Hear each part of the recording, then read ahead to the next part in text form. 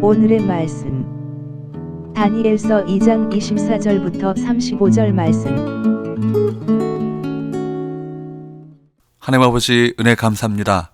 수요일 아침에도 하나님의 말씀 앞으로 우리를 이끄셔서 말씀과 기도로 하루를 시작하게 하시니 감사합니다. 이 시간 우리 모두에게 성령을 통해 주님의 음성을 들려주옵소서. 예수님의 이름으로 기도합나이다. 아멘. 할렐루야. 성교 성도 여러분, 오늘 하루도 주님과 동행하시고 하나님의 은혜가 가득한 하루가 되시기 축원합니다. 오늘 우리에게 주시는 하나님의 말씀은 다니엘서 2장 24절에서 35절 말씀입니다. 지난 시간에 다니엘이 기도를 통해 하나님께서 그에게 은밀한 일을 보여주시며 감사하며 그 하나님을 찬양했던 내용을 보았습니다.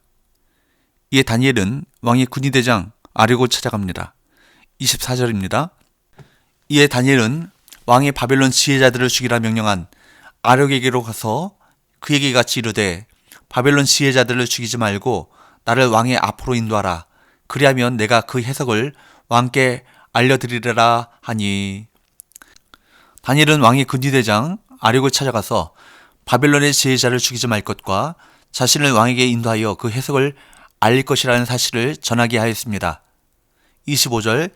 이 아리옥이 다니엘을 데리고 급히 왕 앞에 들어가서 아뢰되 내가 사로잡혀온 유다 자손 중에서 한 사람을 찾아내었나이다. 그가 그 해석을 왕께 알려드리리다 하니라. 군의대장 아력이 바쁘게 움직입니다. 누구보다 엄격하게 왕의 명령을 수행하는 군의대장은 가치와 감정이 아닌 명령에 따라 행동해야 하기 때문에 끔찍한 명령이 내려졌음에도 죄 없는 사람들을 죽여야만 했습니다. 하지만 하나님의 사람이 등장하면서 상황은 전혀 다르게 전개됩니다. 하나님의 백성은 이런 존재에 의해야 합니다. 폭력적인 세상에서 그것과 다른 좋은 길이 있음을 보여주고 그것을 삶으로 증명해야 합니다. 26절부터 28절까지 말씀을 한번 보십시오. 보고를 받은 느부갓네살 왕은 다니엘을 불러 능히 꿈과 해석을 가르쳐 줄 수 있냐고 묻습니다. 그때 다니엘은 지혜자나 술객이나 박수나 점쟁이는 알 수 없으나 자신이 믿는 여호와만이 그 사실을 알릴 수 있다고 말합니다. 여기에 보면 다니엘은 경노한 왕 앞에 섰음에도 불구하고 전혀 유동하지 않고 오히려 느부갓네살 왕에게 하나님을 소개합니다. 다니엘은 하나님의 환상을 통해 왕의 꿈과 해석을 가르쳐 주신 것은 자신의 지혜가 남들보다 뛰어나서가 아니라고 합니다. 자신은 오직 하나님의 도구로 왕에게 하나님의 뜻을 알리라는 사명을 받았을 뿐이라는 것입니다. 신의 계시를 받아 다른 사람들이 알 수 없는 일을 전하는 상황에서는 자신을 높이기가 쉽습니다.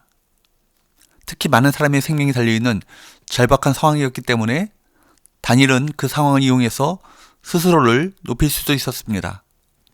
그러나 다니엘은 자신은 하나님의 도구일 뿐임을 분명히 합니다. 하나님은 이 겸손한 다니엘을 통해 영광을 받으셨습니다. 어떤 사람들은 하나님의 말씀을 전하면서 하나님이 받으셔야 될 그 영광을 자신이 취하는 어리석음을 범합니다. 성도는 모든 상황 속에서 자신을 부인하고 오직 하나님께만 영광을 돌려야 합니다. 29절. 왕이여, 왕이 침상에서 장래일을 생각하실 때 은밀한 것을 나타내시는 이가 장래일을 왕에게 알게 하셨사오며. 왕의 꿈과 번민은 현실의 문제에 기인했습니다. 왕은 잠자리에서 자신과 제국의 장래를 고민했습니다. 그가 고민하던 일은 결국 그의 죽음 이후에 곧 발생했습니다. 사람들은 자려고 누워 불안한 미래 때문에 근심합니다. 하지만 하나님의 사람들은 그렇지 않습니다. 다윗의 시편 4편을 보면 압살롬의 반역으로 압살롬의 추적을 받는 가운데 예루살렘 성을 빠져나와 도망자의 신세가 되었던 극심한 환난 속에서도 다윗은 하나님을 묵상하는 가운데 이런 고백을 했습니다. 시편 4편 7절과 8절입니다. 주께서 내 마음에 두신 기쁨은 그들이 곡식과 새 포도주가 풍성할 때보다 더하니이다. 내가 평안히 눕고 자기도 하리니 나를 안전히 살게 하시는 이는 오직 여호와시니이다. 그렇습니다. 성도의 마음속에는 주께서 두신 기쁨이 가득합니다. 하나님은 언제나 우리를 평안히 눕고 잠들게 해주십니다. 이제 다니엘은 느부갓네살 왕이 꾼 꿈을 말하기 시작합니다.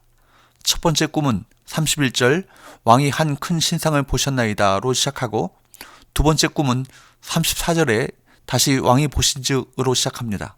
31절 말씀을 봅니다. 왕이여 왕이 한 큰 신상을 보셨나이다.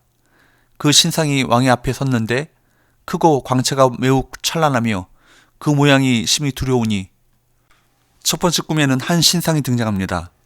여러 금속과 진흙으로 이루어진 큰 신상입니다. 이런 신상은 전쟁에서 승리한 것을 기념하고 왕이나 왕이 섬기는 신들을 기리기 위해 만들었습니다. 그 신상은 크고 광채가 매우 찬란하며 모양이 심히 두렵다고 묘사되었습니다. 신상들을 구성하는 금속들의 순서는 가치가 높은 것에서 낮은 것 순서로 진행됩니다. 즉 그 신상의 머리는 금, 가슴과 두 팔은 은, 배와 넓적다리는 놋, 종아리는 쇠, 발은 쇠와 진흙이었습니다. 신상이 점점 질이 떨어지는 재료로 바뀌는 것은 시간이 갈수록 쇠퇴해져가는 세상의 역사를 상징합니다. 후에 이 꿈은 내 왕으로 이루어진 바벨론 혹은 내 나라 바벨론, 메데, 바사, 그리스를 상징하는 것으로 해석되었습니다. 이제 두 번째 꿈은 어떤 내용입니까? 34절 또 왕이 보신즉 손대지 아니한 돌이 나와서 신상의 쇠와 진흙의 발을 쳐서 부서뜨리매.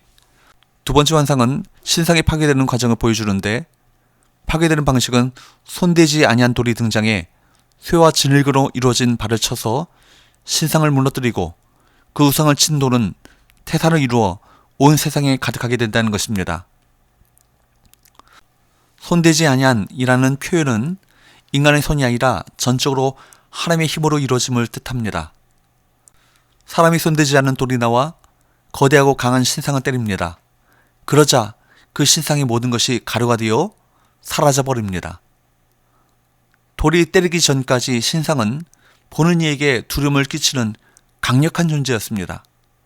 하지만 돌이 날아드는 순간 그 존재와 의미는 무로 정말 아무것도 아닌 것으로 변합니다. 하나님이 다니엘에게 보여주셨던 이 환상은 다니엘 시대만이 아니라 종말의 기준이 됩니다.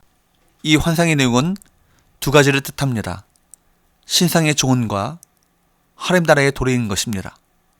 이 환상은 인간의 나라는 반드시 끝이 있으며 그 후에 하나님 나라가 온다는 것을 보여줍니다. 예수님께서도 마태복음 24장 25장에서 이 마지막 순간이 있음을 말씀하셨습니다. 마태복음 24장 27절 말씀에 보면 그 마지막은 번개가 치듯 임할 것이고 또 마태복음 25장 46절 말씀에 보면 오직 영벌과 영생 두 가지 결과만이 있을 것입니다. 사랑하는 여러분, 금이 상징하는 세상의 가치들을 위해서 살지 마십시오. 그것은 장차 가루가 되어 사라질 것입니다. 세상은 언제나 분주하게 움직입니다. 우리는 그 안에서 각자의 삶을 살아갑니다. 그러나 하나님의 백성이라면 다르게 살아야 합니다. 하나님의 백성은 모든 것이 결국 무로 돌아갈 날이 있음을 알기 때문입니다. 썩어질 것들에 인생을 허비하지 마시고 하늘나라의 가치를 위해 살아가시는 저와 여러분 되시기를 축원합니다. 기도합시다. 하나님 아버지 감사합니다. 감춰진 이 놀라운 진리를 말씀을 통해 깨닫게 하시고 이 비밀을 맡은 자로 살아가게 하시니 감사합니다. 세상의 허탄한 것들을 쫓다가 멸망할 인생들에게 이 놀라운 비밀을 증거하는 삶으로 그 영혼들을 구원하는 도구로 쓰임받게 하여 주옵소서. 예수님의 이름으로 기도합니다. 아멘.